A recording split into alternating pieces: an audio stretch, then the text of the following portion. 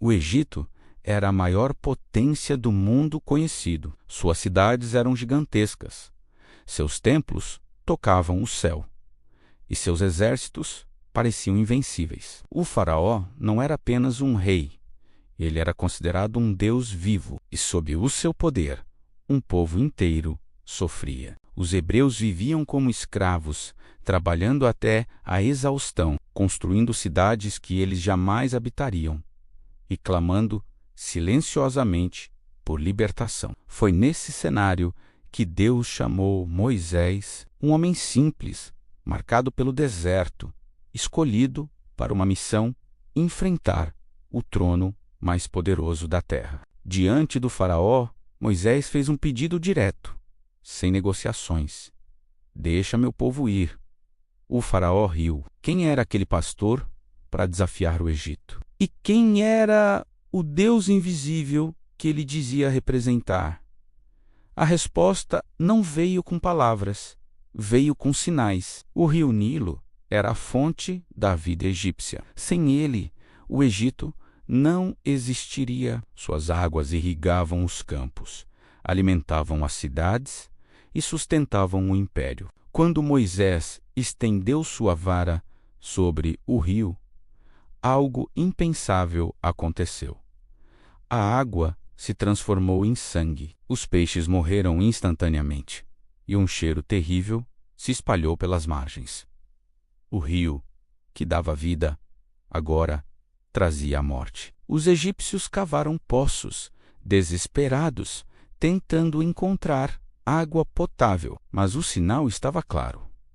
O Deus de Israel havia tocado o coração do Egito. Mesmo assim, o faraó endureceu o coração e se recusou a libertar o povo. Então vieram as rãs.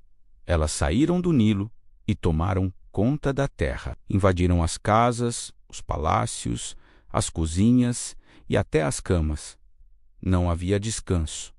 Não havia silêncio. O Egito inteiro se tornou inabitável. O faraó, em pânico, chamou Moisés. Ele pediu que a praga fosse retirada e prometeu libertar o povo. Assim que as rãs desapareceram, a promessa também se foi. O faraó voltou atrás e seu coração se tornou ainda mais duro. Sem nenhum aviso, Moisés tocou o pó da terra, e o pó se transformou em piolhos.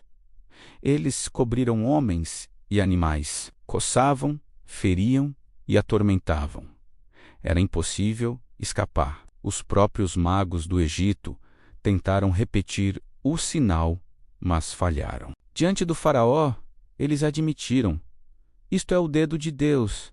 Mas o faraó não ouviu.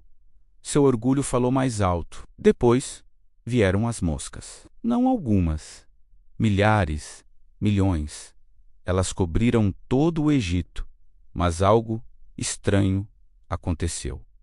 Na terra onde viviam os hebreus, não havia uma única mosca. Pela primeira vez, uma linha clara foi traçada. De um lado, o juízo. Do outro, a proteção. O faraó percebeu que havia algo diferente naquele Deus. Ele chamou Moisés novamente e tentou negociar: sacrifiquem ao seu Deus, mas não saiam da terra. Moisés recusou. A libertação não era negociável. O golpe seguinte atingiu a economia. Uma praga mortal caiu sobre os rebanhos do Egito. Gado, cavalos, camelos, todos morreram. A riqueza do império começou a ruir. Mais uma vez, o faraó investigou e descobriu que o gado dos hebreus permanecia intacto. Mesmo assim, ele não cedeu. Então veio a praga que atingiu o corpo. Feridas dolorosas e abertas surgiram na pele dos egípcios. Eram tão graves que nem os magos conseguiram ficar de pé diante de Moisés.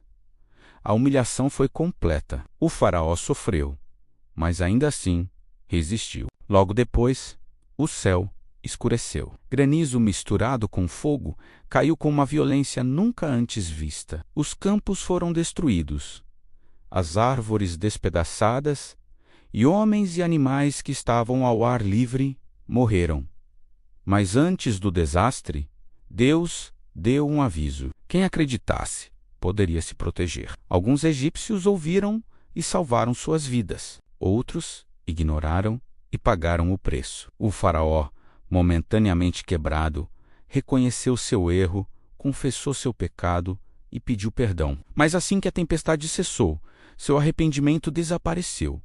Essas pragas não foram aleatórias. Cada uma delas confrontava um deus egípcio. Cada sinal demonstrava que o poder do Egito era uma ilusão. O Nilo não era um deus. O faraó não era divino. O império não era eterno. E, mais importante, as pragas não foram apenas um castigo. Foram avisos, chamados à mudança, convites à obediência. Mas quando o orgulho fala mais alto, o juízo se torna inevitável. A história das pragas do Egito não é apenas sobre o passado. É sobre poder, escolha e as consequências das nossas decisões. O faraó teve chances, muitas chances, mas ele escolheu resistir. Escolheu o orgulho em vez da humildade. E quando os avisos de Deus são ignorados repetidamente, o custo se torna alto demais. Porque quando Deus fala, não é para ser ignorado,